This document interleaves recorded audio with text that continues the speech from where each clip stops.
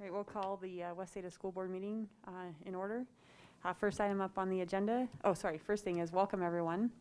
Second, we're going to do the Pledge of Allegiance as is our normal custom. So if you'll please stand with us to do the Pledge of Allegiance.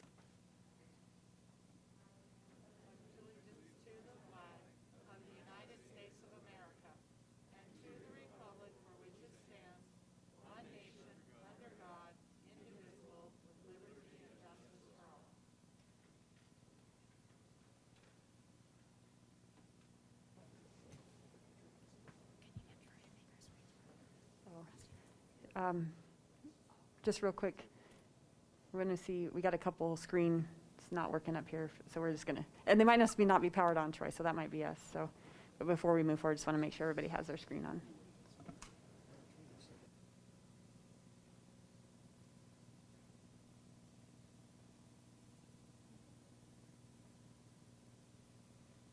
It is true. Troy to the rescue. Perfect, thank you. All right, welcome. Our first item up on the agenda tonight is the superintendent's update. Dr. Bubb, you're up. Thank you very much. Madam Chair, trustees, thank you very much. Just real quick, I'll go over some brief COVID numbers, and then we'll really be able to discuss COVID numbers in detail on Wednesday. But briefly, just looking at our school numbers, we started out week 1, 211 cases, and we've slowly dwindled down. It's really hard to say where our numbers were last week because anything that comes in this week gets counted in last week's numbers still. As of today, we sat at 120 cases last week, which is, they continue to trend in the right direction. Now for some brag points.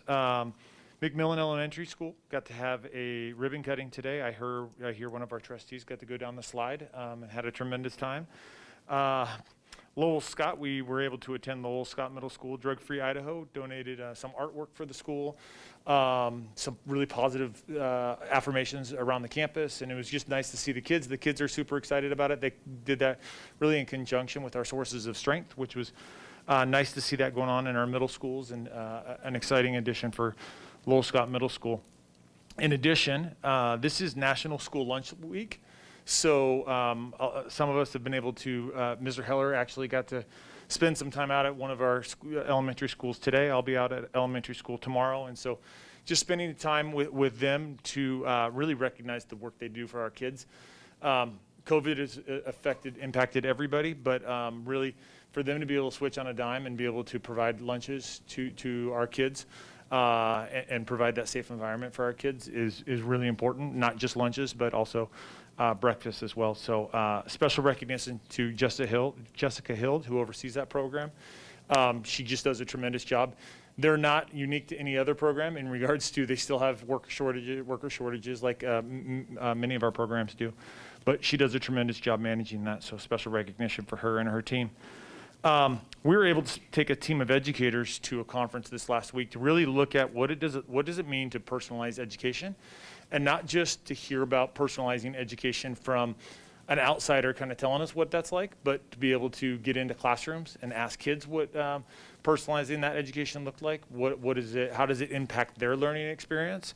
It was tremendous to be able to see not just theory, but what it looks like in real life, and get a kid's perspective, get administrator's perspective, a district office perspective. We spent a lot of time with different personnel to be able to see what that perspective looks like, and I think it's something that we're really going to be challenged with in the upcoming years, is personalizing that experience to make sure we meet all of our students right where they're at. So it was great, and I want to say thank you to Chairwoman Johnson, who was able to attend that with us.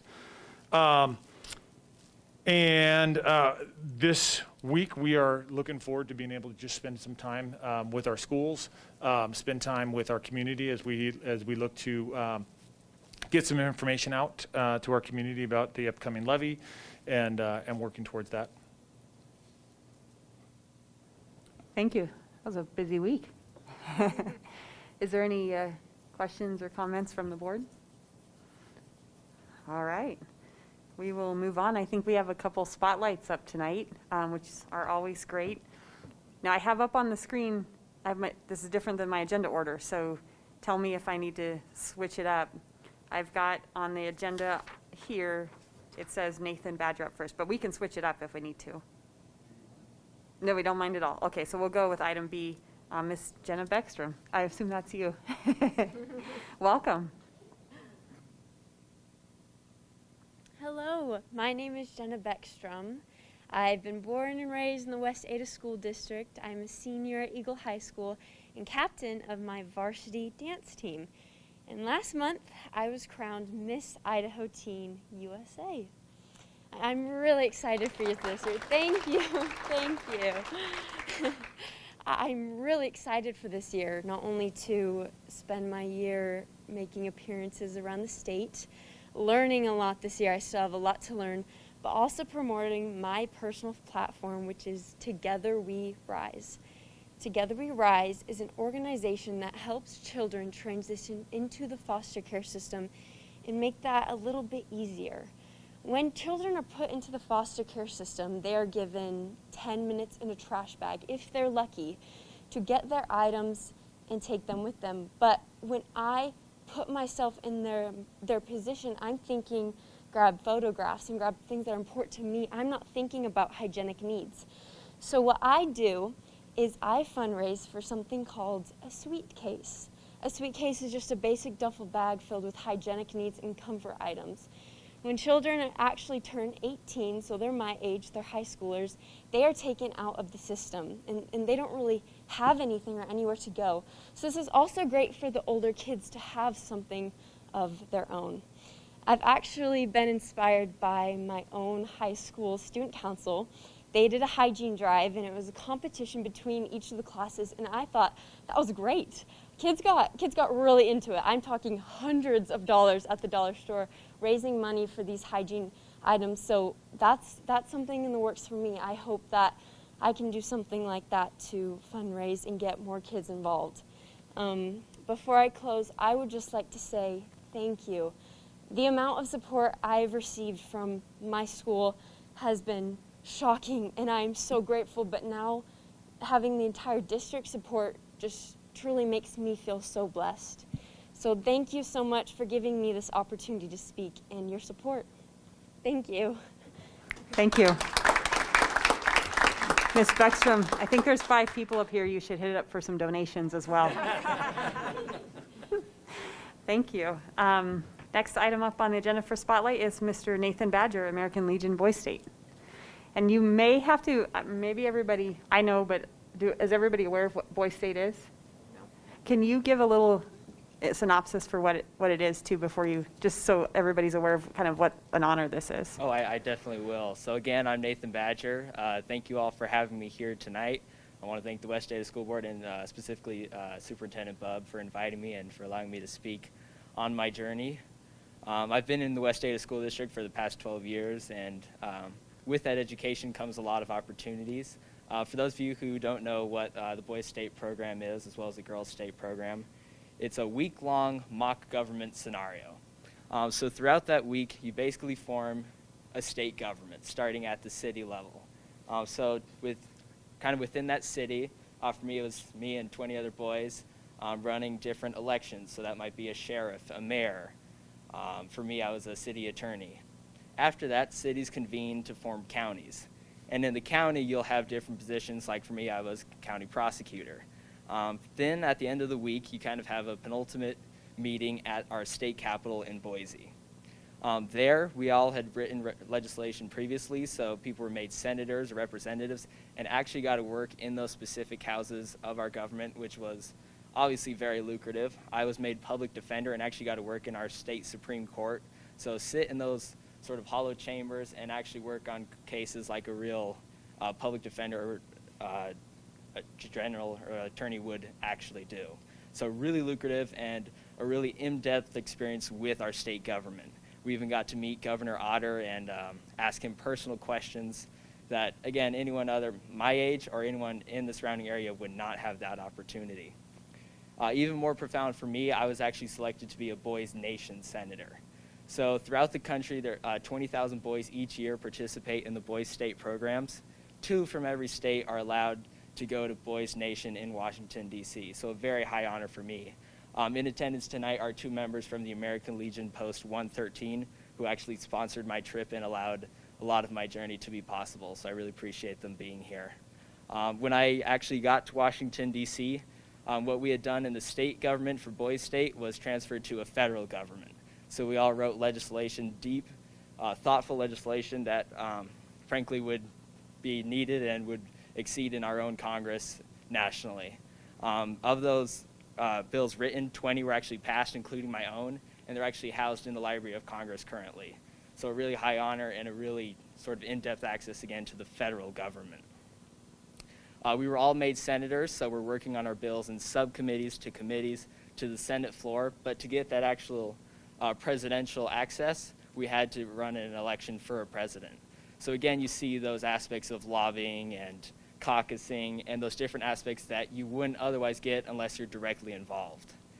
Throughout the week, we got to visit different locations like the National Mall, a midnight tattoo with the Secretary of the Army in attendance, the Smithsonian, and all of that sort of East Coast history that you don't get out here in Idaho that just made the experience even more formative.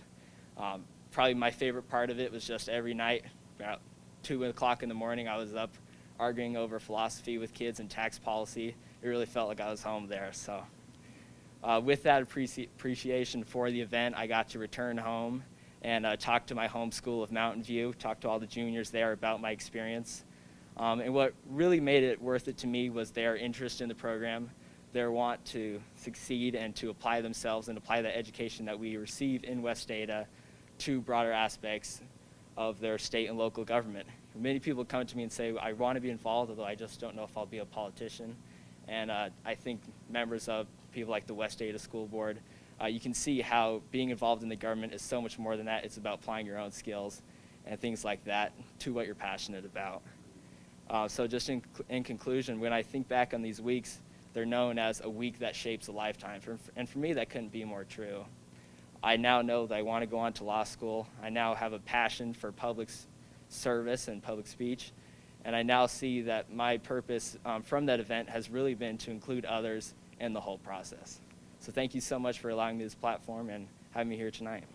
Thank you. Thank you. Would you give us I just want to make sure, and I didn't do this for Ms. Beckstrom, and I apologize. Is there any questions or comments from the board? Trustee Rusty. Yeah, you kind of left the cliffhanger there. You said you passed legislation. What was your bill? So my bill referred to 13F filings, financial filings. So any institutional investment manager, someone who manages over $100 million, has to file their sort of holdings with the SEC. What they don't have to include are their short positions. So that can cause fraud in what's called naked shorting, where they're actually shorting more than what the company holds. So just kind of adding that onto existing 13F filings. So very specific, but it made it deeply impactful. So That's great. Thank you very much. And thank you for representing Idaho so well. Thank you. For both of you. Thank you. And then last, is it Mr. DeLashmet up here, or who's coming up from the, is everybody coming up? All four. The digital integration team, how about that? I'll introduce it that way. So thank you. Welcome to the committee. Hi, Madam Chair, Trustees, Dr. Bubb. I am Jennifer Fletcher. I am the Administrator of Professional Development, and I supervise the Digital Integration Specialists, or the DIS team, as they will be referred to throughout this presentation. There are 4 members of the team, and just a little introduction about them. They are all West Ada teachers from all levels, elementary, middle, and high school. And they work with both certified and classified staff in the successful integration of technology to support instruction. They also serve as a bridge between the technology department and instruction. And they are assigned by region, but they work collaboratively to provide consistent support to buildings and to all district staff based on their need. They're each going to take a little part and share with you what their year has been like so far. The 4 members of the team are Lisa Bray, Aaron Hubler, Jennifer Marshall, and Katie Prebula, and we will start with Lisa Bray. Thanks, Jennifer. Madam Chair, Trustees, and Dr. Bubb. This is the West Ada Microsoft Skill Progression that the DIS team created. It was designed to inform our district personnel of the many applications that are available for daily instruction, and workflow efficiency. It was created not to be a standalone item, but to work in conjunction with the DIS team, as we provide training and opportunities for our district personnel on strategies to deepen the learning of student learning. It all begins with a reflection survey. Surveys were created for our administrators as well as our teachers. They were going to reflect on their skill level, and then once that was done, we would meet with our administrators to create and analyze the results of the surveys and to create a plan that would include the administrator's vision for the school building, and so that we could continue that training. When we were there, we'd be able to model strategies for intentional use of technology that promotes collaboration, critical thinking, and communication. And then finally, we had an opportunity to present this idea at the Leadership Institute meeting. This is where we were able to address our administrators and ask them if we could work collaboratively to include this training in all of our buildings. Since then, we have had an opportunity to work with every elementary school to support and review strategies for teacher learning, to leverage the use of our one-to-one devices that we now have in the classrooms, and the hopes to enhance student learning. I have two examples that I'd like to share with you that have been success stories. One is we have a high school teacher that has used many of the platforms, and when he has been using the platforms, he will do a little bit of a video, and the students can go home and they can review the video and learn a little bit of the content. They'll come back to the classroom, and they will have some more direct instruction and some conversations and discussions. And then just before the test, the students are able to take all of their notes and everything that they've learned so far, including the videos that they have at home, and study, and they have loved this. They think this is a great way for them to study and work on their exams. And then the next success story I was going to share with you is one where our elementary teachers have some back-to-school presentations. She learned how to narrate her PowerPoint, and she wanted to share it with families that were not able to attend the back-to-school night. And she contacted us and said, how can I get this as a resource and put it on the website? So we shared with her how to include that as just a video. And she was able to put it on the website so that all families could be included in that presentation. And so with this, you're going to hear a little bit more tonight about our other ways of our successes and what we have been doing with our progression. And I'll turn it over to Erin. Thank you. Welcome. Thanks, Lisa. Madam Chair, trustees, Dr. Bubb. One area of support that we have been recently helping teachers with is how to improve and increase the opportunity for teachers to be able to share with students and for students to be able to participate and receive instruction even when they're not able to attend in person. We've guided teachers to set up in a strategic location in the room the equipment that you see there listed on the screen, and including the conference camera, which some teachers have nicknamed the alien eyeball camera. And putting those in a strategic location allows teachers to use various strategies for presenting.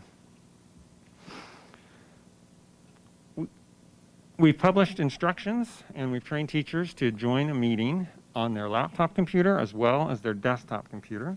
Then they display their screen on the laptop, and then that allows them to utilize digital inking, PowerPoint, and even use their document camera.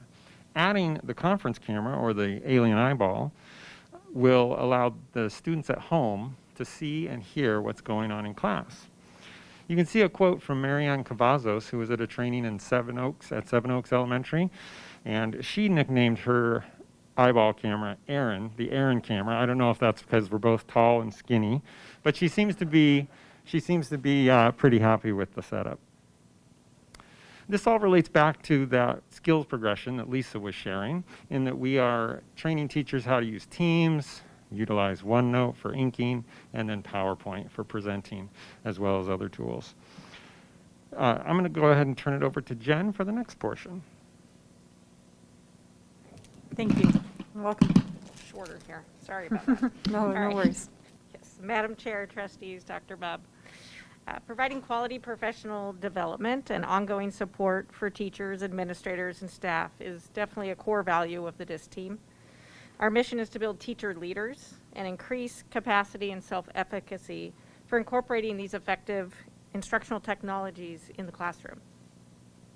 This slide here shows an example of what we call our menu of digital support, which provides various options that we can meet with teachers, with buildings, with administrators based on their schedules within their building. We're very flexible at working with all types of schedules. However, we can get in and support individual teachers, whole group, small group. We're here for that.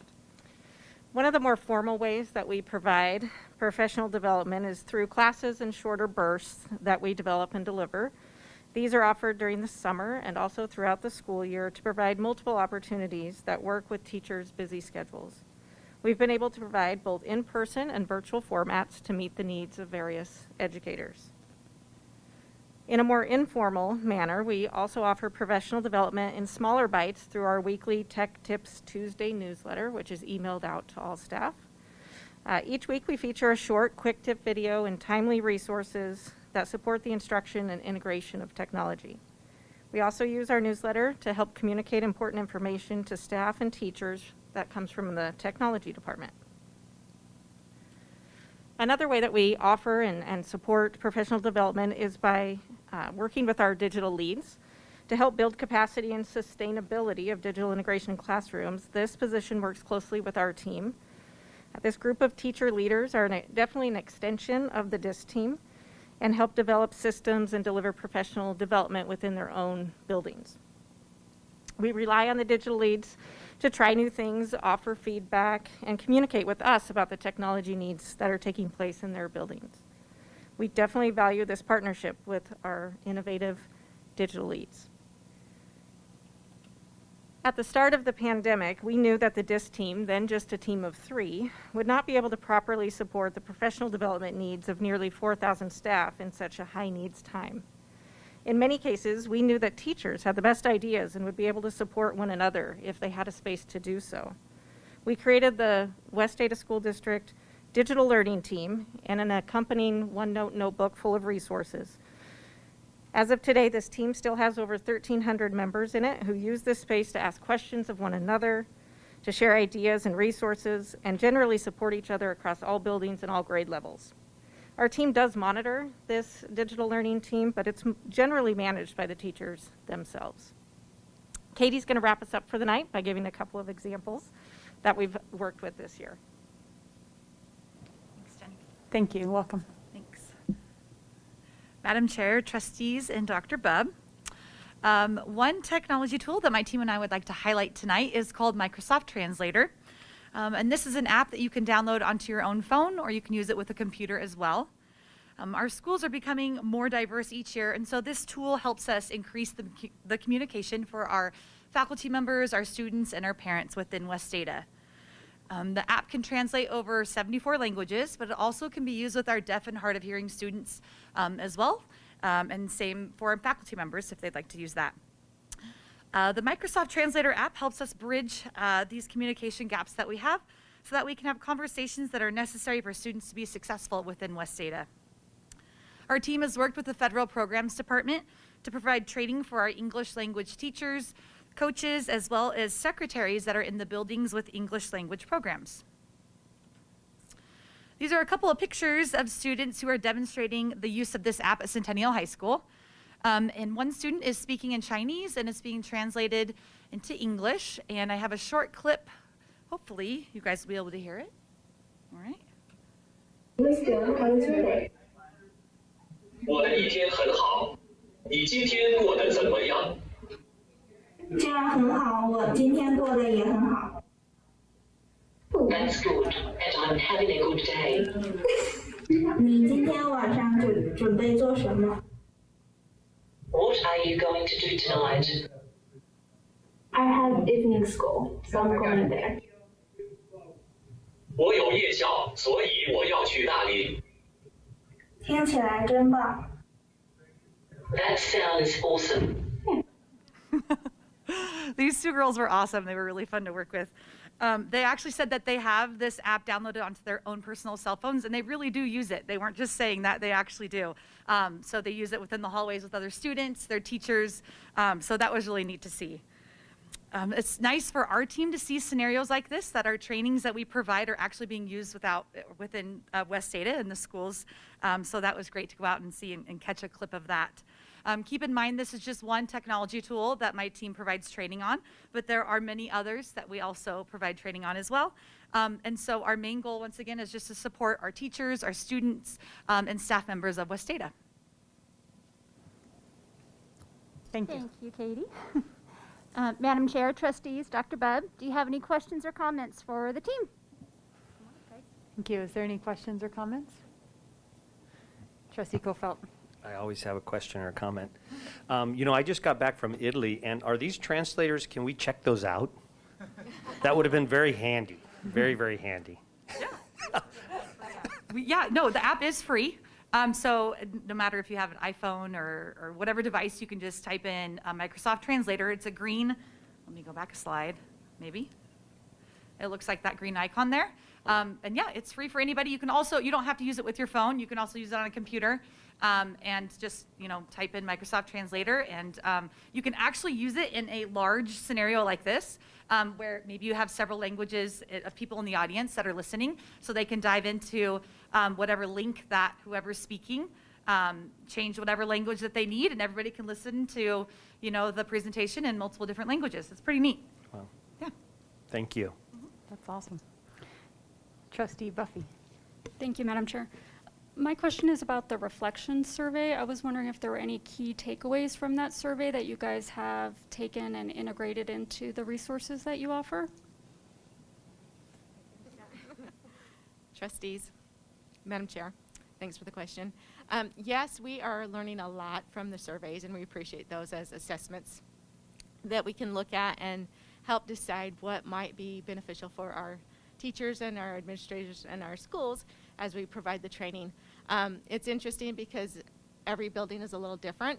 So we look at those surveys per building, and we help decide what would be the best way to start the progression, because as you look at that progression, it is a learning continuum that goes from a walk stage all the way across to the leap stage.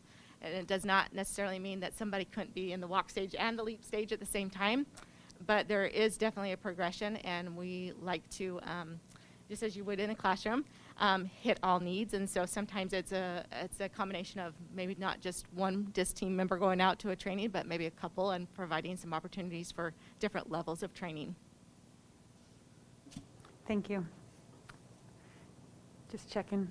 I just wanted to wrap up and say 4 people, and I think, what would you say, like 3,000 or 4,000 staff you're supporting. And just thank you, because that's a tremendous amount of work and effort, and look at how far we've come in a year. So thank you very much for all that you do. Thank you.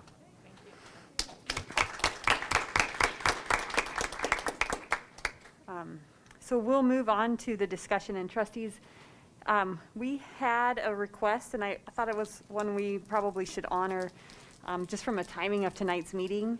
There's also a school board candidate forum tonight, and so we had an ask from one of the candidates that would like to attend the board meeting and be at the forum, that if we could end before the forum. So we've set the agenda to be able to try and do that.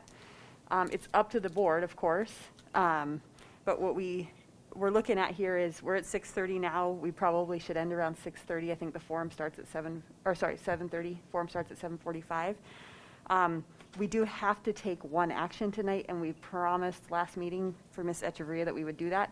So I don't want to slow down the discussion on that item, but if we get to a point where we're starting to see our time slip away, and that's okay, then I'm going to make a recommendation to the board that we look at moving items B, C, and D to the next meeting.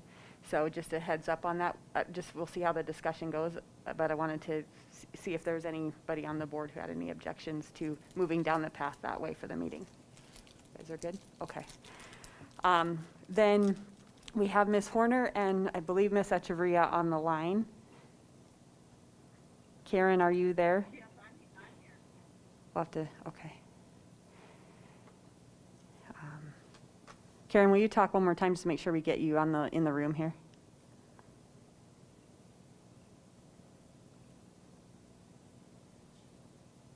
I haven't heard her yet.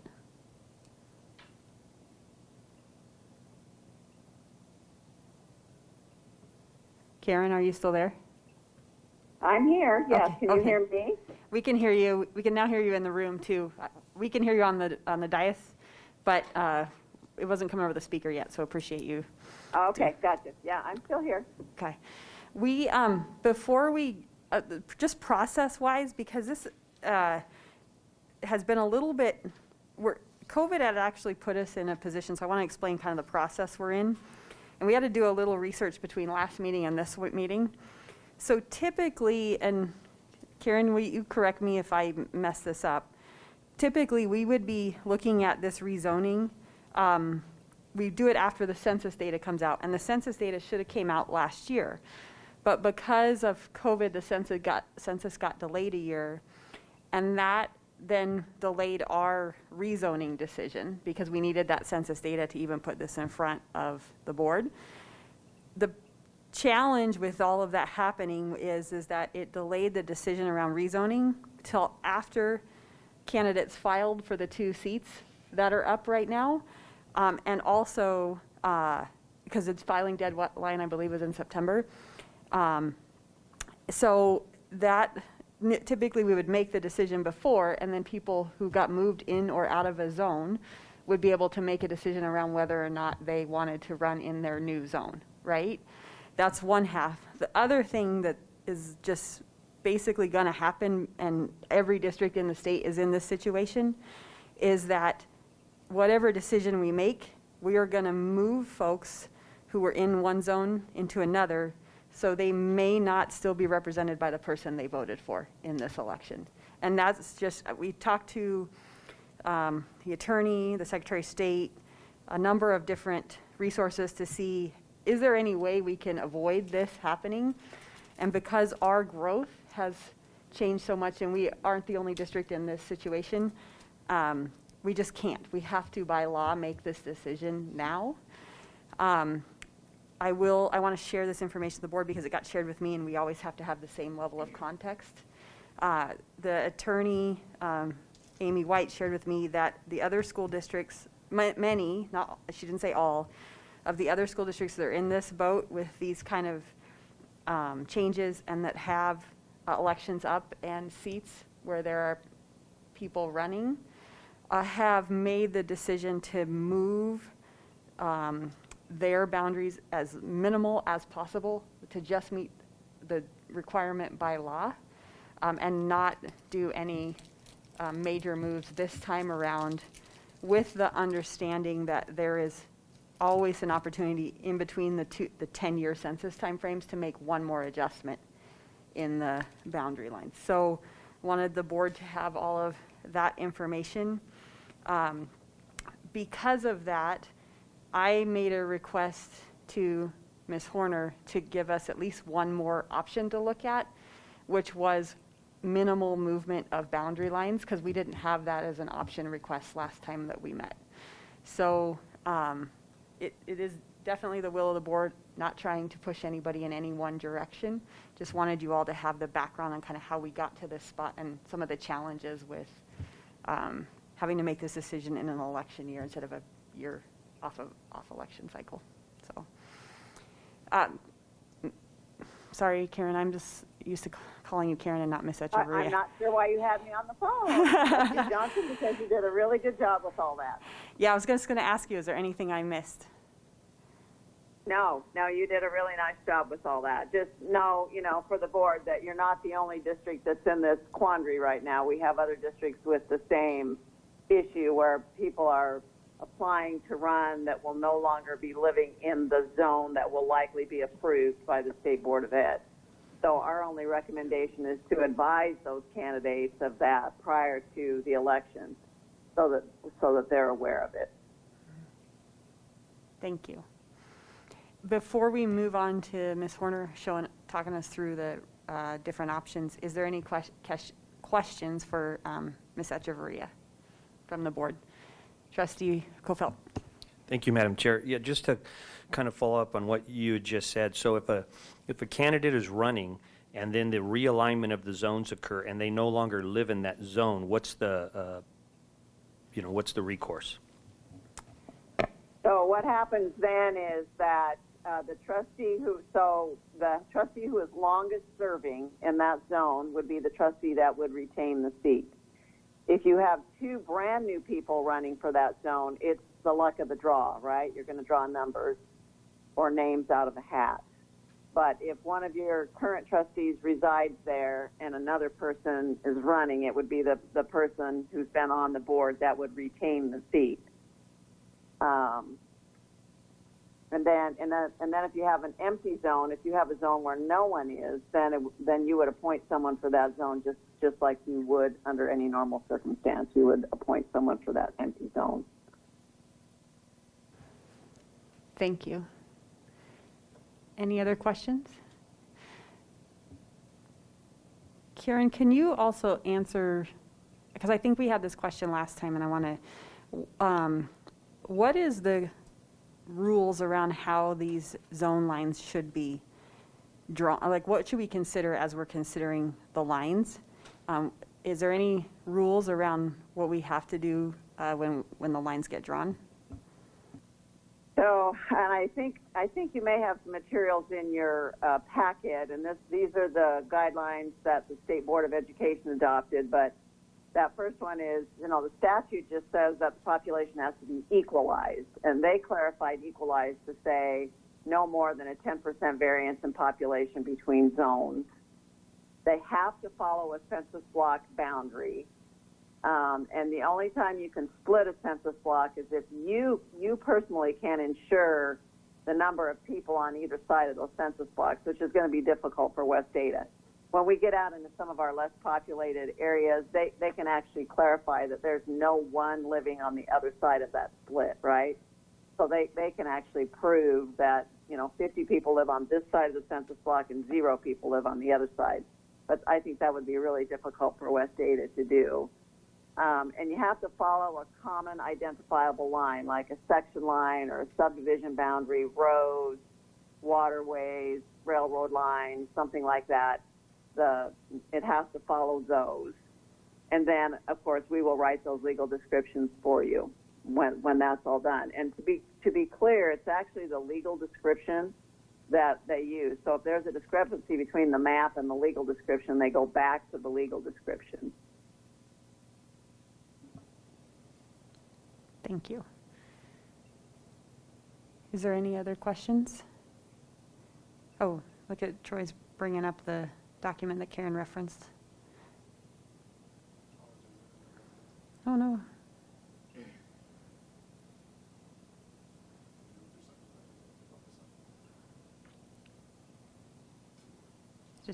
You might just give us just a sec there. Just to let everybody kind of read it.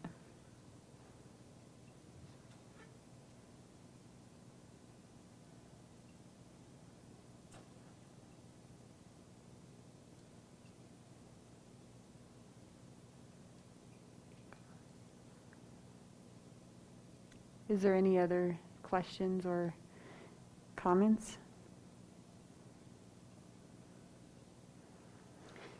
All right. Karen, will you stay on the line just in case we have some questions come up? Or I sure will. Okay, thank you so much. Yeah. Ms. Horner, thanks for doing all the work, because she's been the one drawing all of the options. So, and as we've experienced with school boundary lines, when you pop out here, something else pops out over there. So, welcome. Thank you, Madam Chair, Trustees, Dr. Bob. All right, let's see. I'm in control here. All right. So here are the current zones and the current populations in those zones. And the table shows the percentage of difference in population in our current trustee zones. You had indicated that you'd like to see the zones in relation to our high school attendance areas.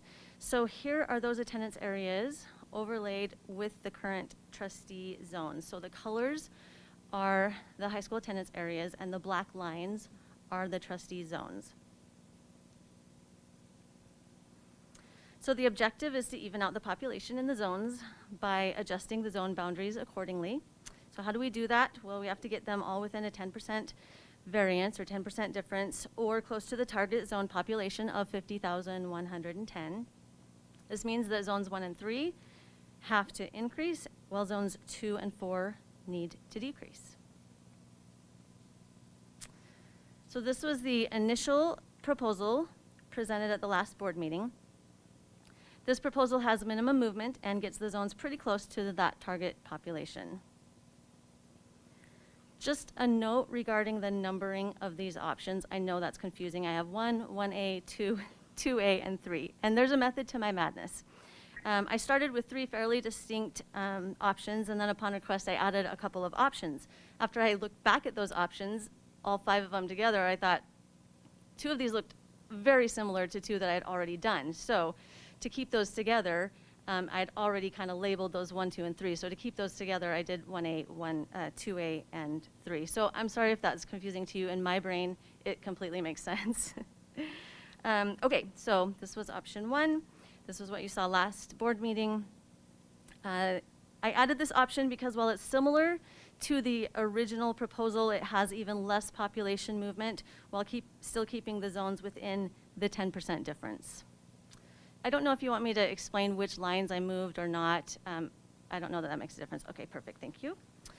All right, option 2. Now here's another option that also balances the zones, just in a different way. And like you said, this is just moving numbers around to make things even out.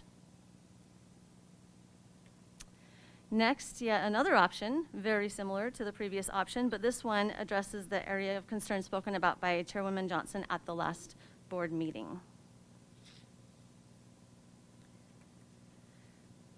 This option 3 aligns as much as possible the high school attendance areas and the trustee zones while staying within the target zone population.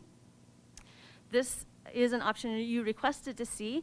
However, this option does put 2 trustees in one zone and leaves a zone without a trustee. And I think we've covered that by statute. When there are 2 trustees in a new trustee zone, the trustee with seniority remains in the zone for the remainder of their term. Additionally, in the new vacant zone, the board would appoint a trustee from patrons living in that area. And that's it. That's my presentation. I'll stand for any questions you have. Ms. Horner, I just want to make one reference. I don't believe option 2A is what I requested. I think option 1A and 2A are the 2 options that move the minimal amount of people. Is that correct? Correct. Let me just confirm. 1A definitely moves the minimum amount of people, and 2A, because you can see that they're just below a 10%. Yeah, okay. I just want to clarify that, because I did ask for that. But I think we kind of pulled off the other option and just said, now that we got better information, I just said, let's just get a minimal movement. Gotcha. Minimal movement options in front of the board. So is there any questions or comments? Trustee Ozuna. Madam Chair, trustees, I could potentially be impacted by the decision on this, and so I think that it's best for me to abstain from the conversation and the vote. Thank you. Any other comments or questions? Trustee Buffy. Thank you, Madam Chair. Do we know if any of the 4 candidates running would be impacted by any of these options? They are not impacted. Okay, thank you.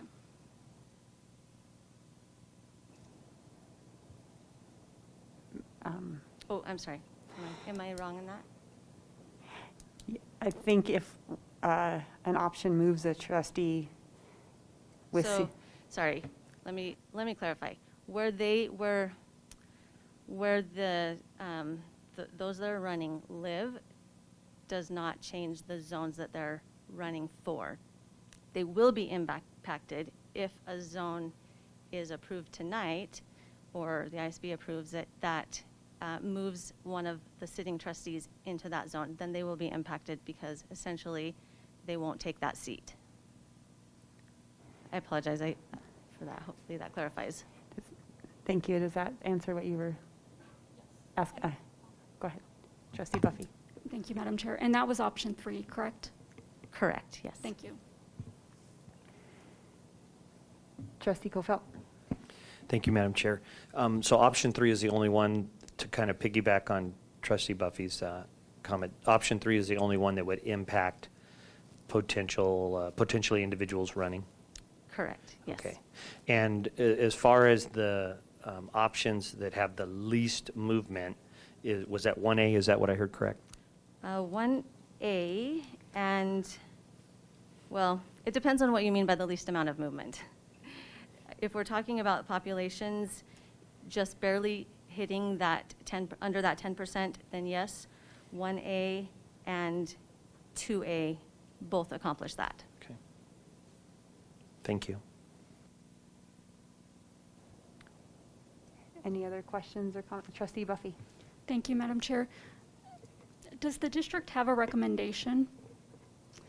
I'm going to step in on this. We talked about this, and this is a really awkward position to put the district staff into on making a recommendation on which zone to use. So if this question came up, I said as chair I would step in and say this is a question we should not ask staff to make a recommendation on. So,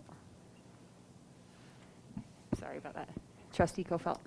Madam Chair, maybe to get to the point that Trustee Buffy was, would it be appropriate to ask Karen or Marcy, or are you kind of wanting to just keep it just with the board? You know, we didn't discuss whether or not Ms.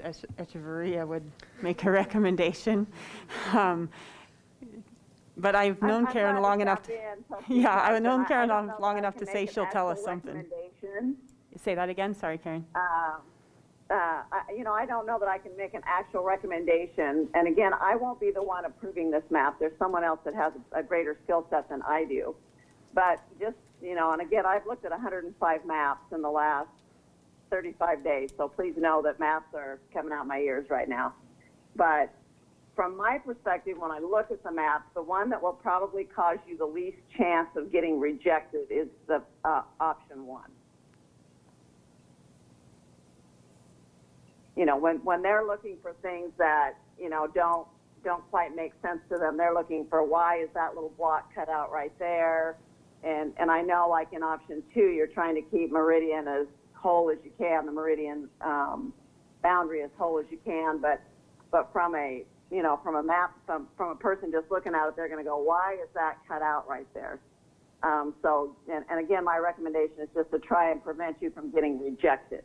So for no other reason, my recommendation would be to look at number 1. Thank you. Trustee Buffy.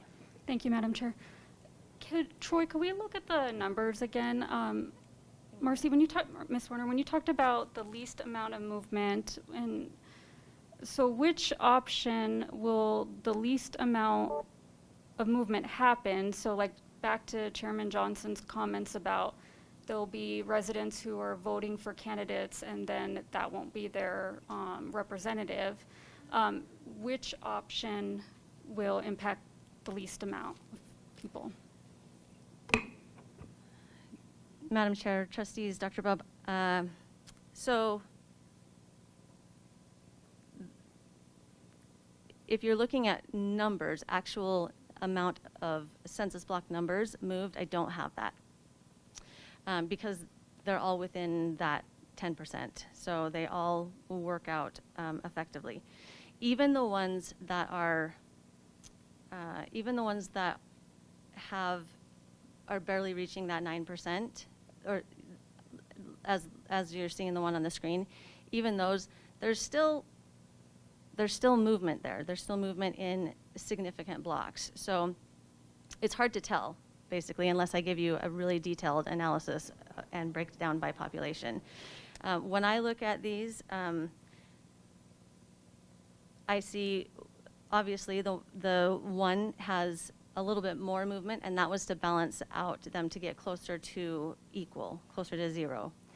Whereas 1A has fewer population movement, so they're just barely within that 10%. So 1A would have fewer blocks moved than 1. Likewise, option 2A has fewer blocks moved than 2. Does that answer your question sufficiently? It's really hard with those numbers. Yeah, I think I was just looking at it, we can actually do the math pretty quick here between your original block and then the 2 different options to see which one actually of the 2 that move the least. Real quick, if you wanted to do There's that. actually, yeah. And Trustee Johnson, I don't know if this would help the board or not, but if you look at the original math, there's a calculator that talks about your target change that's needed for each of the zones in order to get it into compliance. So you can sort of see about how many would need to move in order to get it into compliance with the 10% or less. Right, and that's on And that the doesn't slide matter here. which option you choose. You know, you're still going to have about that many people that you're going to need to move, increase or reduce.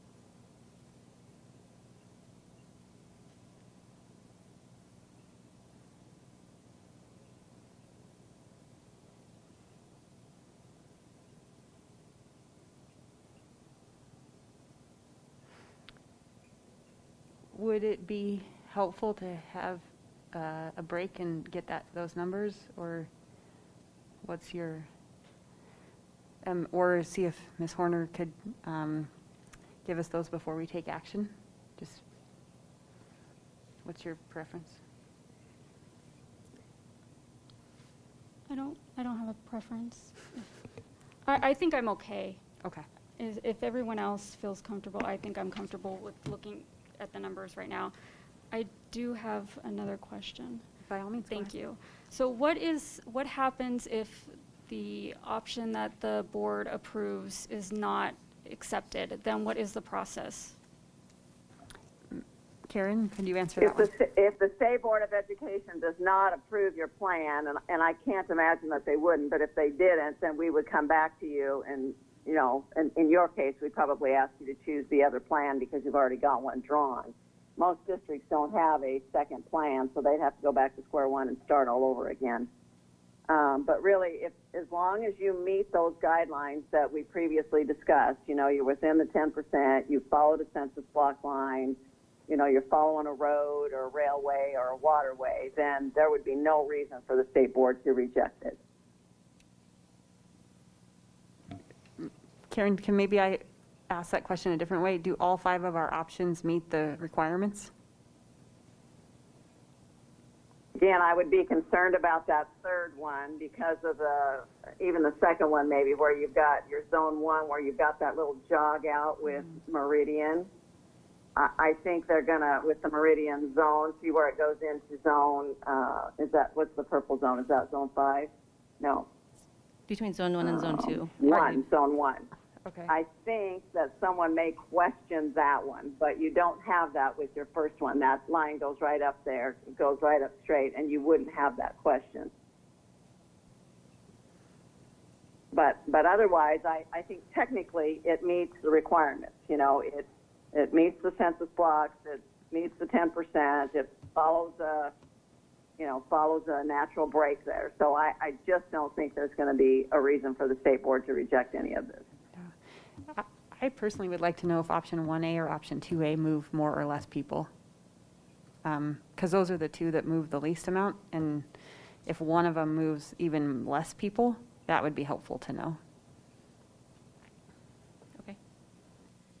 Do you want me to come back, or? I'll keep going and see. Maybe everybody else can make a decision without that. I'd just see wherever the rest of the board's at. Trustee Kloppenstein. And again, I think that's a simple math problem for you. You would go to the current population there and either add or subtract from option 1, option 2 to to see how many people are being moved, and you would do that for each zone, and then total those up, and that will give you an answer for how many people are being moved. Trustee Kloppenstein? Thank you very much, Chairman. I was curious, actually, Marcy Horner, what would, if we're some of these options are a little tight, in like 9.6, so we're kind of getting toward that 10%. If for some reason population shifts over that 10% over the next few years, would we be required to reset? No. No. Okay. Thank you. Once they're set, they stay unless you go back and Trustee Johnson mentioned this. Each board has an option one other time during that 10-year time frame to go in and make another change if you so wish. But once they're set for 10 years unless you go in and ask for that to change. Thank you. Trustee Kofelt, did you have a comment or question? You kind of look like you did. Yeah, I did. But go ahead. No, Yeah, okay.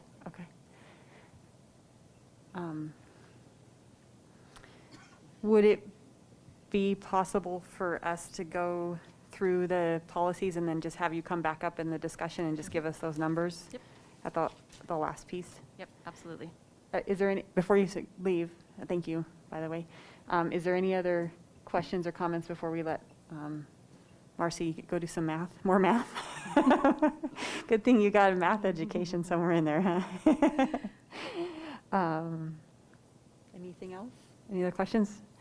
All right, I'm going to ask this question. Do you feel like we need Ms. Echeverria on the line for the action portion, or can we let her have her evening back as well? Everybody's looking good. Karen, they said you're off the hook, and we appreciate you joining us so much. Awesome. My brother drove me to Arizona yesterday, and I'd like to take him out to dinner and thank him for that tonight. So tell him dinner's on so us. I appreciate it.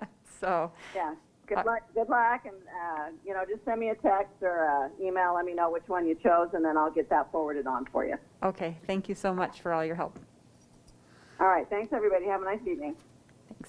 Madam Chair, just for clarification, you want that just with 1A and 2A, correct? That's all I was looking for. I think that's, when I look down the line here, that's what the rest of the board's nod their head on. Okay, yes. perfect. Awesome, thank you. All right. So I think we'll try and let me ask this question before we get off of this. I'm trying to decide how much time we need to leave for action. So do we want to go through one policy and then go see where we're at and then go from there? Or how do you guys, I'm thinking yes for one policy, give Marcy a little bit of time and then come back. And if we're hit 7:15, then 7:15 to 7:30 is kind of our action time frame. Are you guys comfortable with that? Okay, all right. Then let's do revised policy 1000, school community relations, first reading. And Ms. Jackson, welcome. Thank you. Good evening, Chair Johnson, trustees, Dr. Bubb. I will tell you that policy 40340 is pretty short, so just keep that in mind. For policy 1000, this outlines the principles of the Board of Trustees when it comes to keeping the community informed. I was asked to look at this policy a few months ago, as it had not been updated since 1973. We did have a team review and collaborate on this policy. It was made up of Mr. Heller, Mr. Roberts, Mr. Myers, Mr. Gillen, and Trustee Ozuna. So just really quickly, the first paragraph removes the last line because the protocol is addressed more detailed later in the policy. We did add the 3 paragraphs that was in collaboration with advice from ISBA, looking at other school district policies, and by collaborating with Red Sky PR. I will also have you note that the bottom portion of the policy was struck out as it is already captured in our rental policy. That's 1003.20. I'll stand for questions. Thank you. Is there any questions or comments from the board?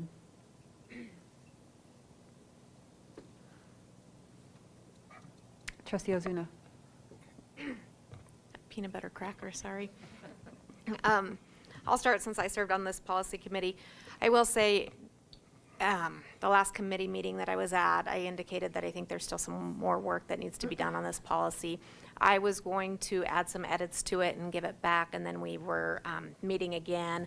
I didn't have time to get the edits done, and then for that second meeting, I was out of town and unavailable, and I could not call in.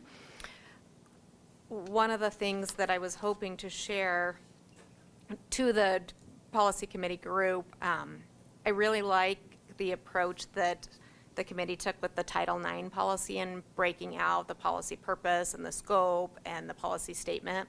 And I think that that would be well done in this policy. I hope that we can convey through the policy the importance of a process where we're communicating with the public and with each other. I think that a little bit more time on this, I think would be good. Thank you. Any other questions or comments? Trustee Kofelt. Thank you, Madam Chair. And I don't know if we have it available. What's helpful for me sometimes when I'm looking at these is to have the kind of the track change version so you can see the addition and deletions. So perhaps when it comes back, we can see that. Thank you. Yeah, yeah. I think we'll probably say we would like that on every. Chair, trustees, Dr. Bubb, that should be available to you. So check your email. I'll resend it tomorrow. Okay. Any other questions or comments? I have one. So I think the reason you have a community relations policy is to talk about kind of what your expectation is around how we actually interact with the community. So, for example, if we have an expectation that our building leaders serve in community volunteerism as part of their role, that be part of our policy and set that expectation. I don't know what our expectation is, but I think this is a good time to look at that and kind of where we're going, what we're trying to do, and understand our policy should match whatever our community relations strategy is. So I'm kind of looking for an understanding of what our community relations strategy is, how we're planning to improve community relations, what that's going to do, and then how we set a policy behind it. And I can't quite tell on this other than we know it's important, which I think we all have pretty good alignment on. We're just trying to understand kind of what do we value in community relations, and then what are our expectations around community relations. Chair, trustees, Dr. Bubb, we do have a community relations policy. I did consult that when writing this. That's part of where the 3 paragraphs come from. But I can certainly go back and make sure that the essence of that was captured and maybe we have a meeting, I think in the coming days, so I'll bring up that policy and maybe we can match the 2 documents and bring some more language into that from the community relations policy. Okay, so we have a separate community relations policy from this one? I misspoke, not policy. It's our community relations plan. Oh, that would probably be helpful for the board to see as well. So Certainly. Can you send both? Yes. Thank you. Any other questions or comments? All right, great. Looks like we can go on to revised policy 403.4, staff personnel media releases. First reading, Ms. Jackson. As Chair Johnson just described, this is the first reading of policy 403.40. So this outlines our media release policy. It was last updated in '94. Our processes have changed since then, and this new version captures that. The same team reviewed this policy as the last, and I will stand for questions. Any questions or comments, feedback on the policy?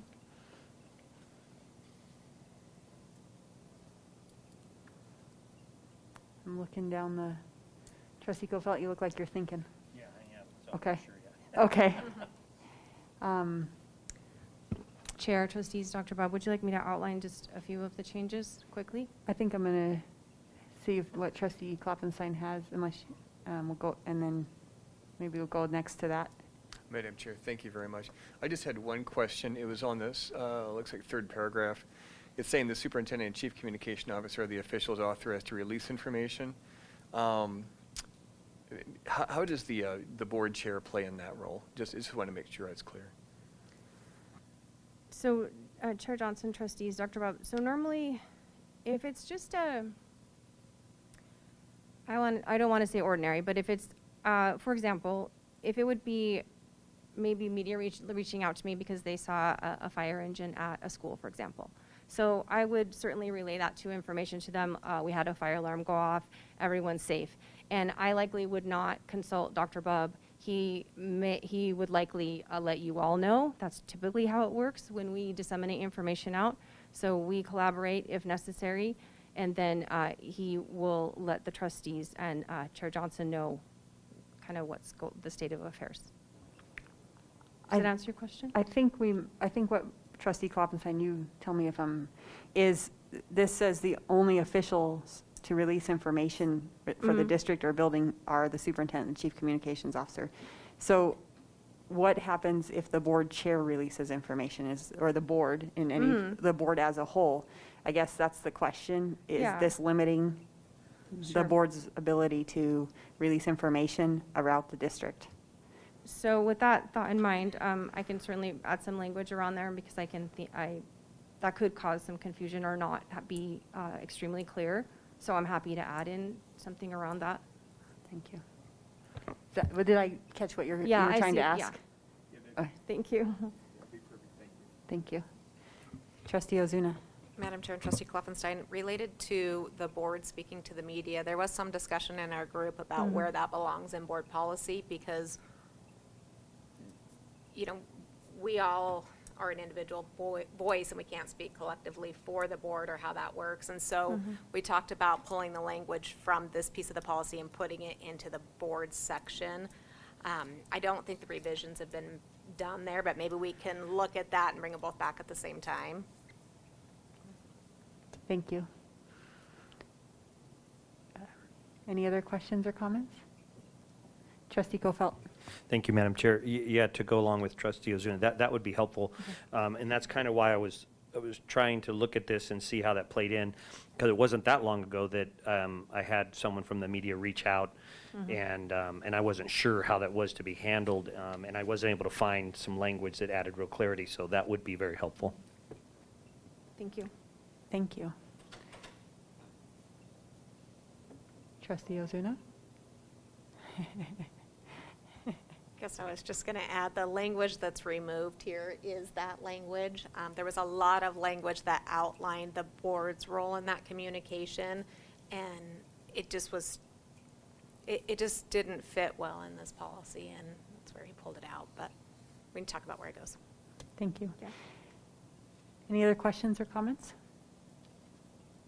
I have a question around what is our how does social media fit into this policy? So we have a separate social media policy, so this is strictly just regarding when media would reach out to us. So this is separate from that. So we do have that social media policy. So further along those lines, we have social media for the district. Is that in that policy and not in this one as well? Right. So it's not blended into this one at all. It's entirely standalone. Okay. Is there a reason why we have all of our communications policies separate, or we don't have just sections of one communications policy with, district communications, social media, and then board communications all in one policy? Chair Johnson, trustees, Dr. Bubb, I historically cannot speak about that. So when I came on board, this is how they were presented to me. So I continued to work off this model, but I'm happy to adjust. Okay. And then my last question is, did we review any other kind of communications policies from other states or other districts to look at how we might structure our communications policies to be more, because I think about some of these this one's 1994, last time it was revised, so a lot has changed around media and communications since 1994, and I'm wondering if there is some model policies or some districts that we've looked at. Did we look at any other areas, and kind of who did we look at? Chair Johnson, trustees, Dr. Bubb.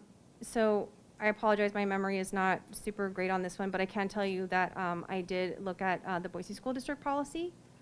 And I know I looked at 2 others. I apologize, I don't recall which 2. I did a lot of research on these. And again, I consulted with Red Sky and ISBA on this policy as well. Thank you. What was Red Sky's feedback and what was ISBA's feedback? So we went back and forth just on some minor changes. Really, they were in line with what I originally captured. And I'm happy to try to go back in my emails and maybe send you some of their edits, but they were captured here. There weren't any that I denied or didn't accept. Okay. That would be helpful. Thank you. Trustee Ozuna. Ms. Jackson, thanks.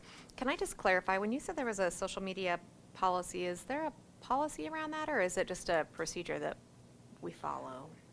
Chair Trustees, Dr. Bob, I would have to check for you. Okay, and then if it is a procedure and if there are others, I think it'd be good to look at all of those collectively when we regroup on this as a committee. Thanks. Thank you. Trustee Kloppenstein. Thank you very much. You know, I have to admit, I agree with, I think where Chairman Johnson is going is that having some sort of an index almost, if you're going to have, either the policies are going to be in different parts of the manual, maybe having an index to refer to each other, or to have, because they're a little bit disconnected, and so it is a little confusing about whose responsibility and whose role is what. So that'd be ideal. Great. Thank you. Thank you. Any other questions or comments? I would just say I think we've experienced not having a really good cohesive communication structure and policy and strategy. And so this is one I think we're all very, very passionate about. And I think we need to be really, really intentional about what this final version looks like. And I think right now it feels like we've just kind of taken what we had and sort of modified it a little bit. And I think I was at least personally looking for something more robust. So that would be my feedback on this one. Trustee Kofelt. Madam Chair, would it, and this question to Char is, would it be possible to maybe blend these policies, and maybe we have an overarching policy that says communication with a policy statement, and then under that, kind of to the point that Trustee Ozuna talked about that we did with the Title IX, and then under those is a media relations section, a social media, so that really you go to one policy and you can find all of it. I think we've talked so far about 3 different policies. I don't know if there'd be more that would be encompassed in that, but. Thank you. Dr. Bub, I'm going to ask you a question. Would work session be something maybe we should do on this one, or to help staff, or what's your thoughts on that? Madam Chair, trustees, I think it'd be great for us to put a rough draft together and then sit down in a work session, kind of walk through that. So then everybody gets their input. We make sure we cover everything in one really clear, concise policy. Thank you. We don't have to take action on that, I don't think. Clerk, you guys can just put in an agenda. Thank you. I think that'd probably be a good option. Okay. Is there any other feedback or discussion now, or would anything else from the board? All right. Thank you, Ms. Jackson. Thank you.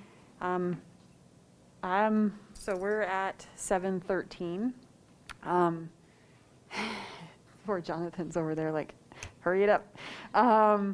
So I think it's up to the, Ms. Horner, could you come back before we go into the next board decision and just give us some numbers so we can finish up that discussion item? Absolutely, Madam Chair. Trustees, Dr. Bubb. So option 1A has the fewest in the census blocks moved, so the least population. That's 15,506. The 2A is about 3,000 more than that, so 18,434 if you chose 2A.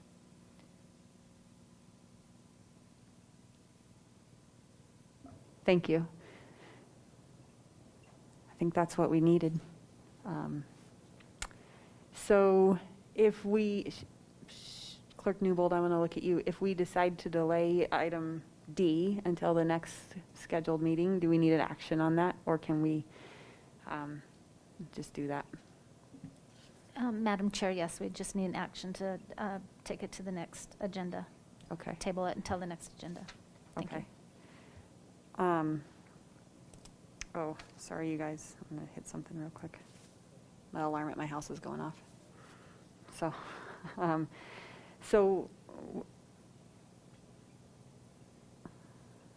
Madam Chair, can we ask Mr. Gillen how long his presentation is? Would that be appropriate, or? Oh, he said he's good. Never mind.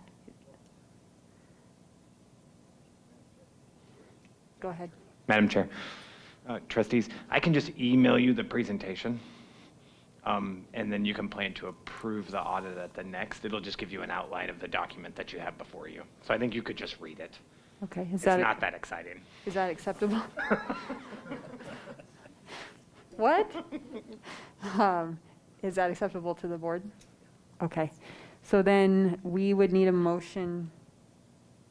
Do we still need a motion to delay, or does that cover it? That should cover it, Madam Okay. Chair. Thank you. All right. Then we will move into the action section of the agenda, and that's the trustee rezoning. And let me just remind the board that it's really helpful in these situations that folks, so we can make the motion on action for a second, and then we have discussion, and discussion is always a good thing. So I would encourage discussion. So with that, it's open for action. Trustee Kloppenstein. Madam Chair, thank you very much. I would move that we approve item 1A for the rezoning. Thank you. Is there a second? Madam Chair, I'll second. Thank you. It's been moved and seconded that the board approve item 1A for trustee rezoning. Is there any discussion? Trustee Buffy. Madam Chair, can we ask Troy to please put all the options back up on the screen? Thank you.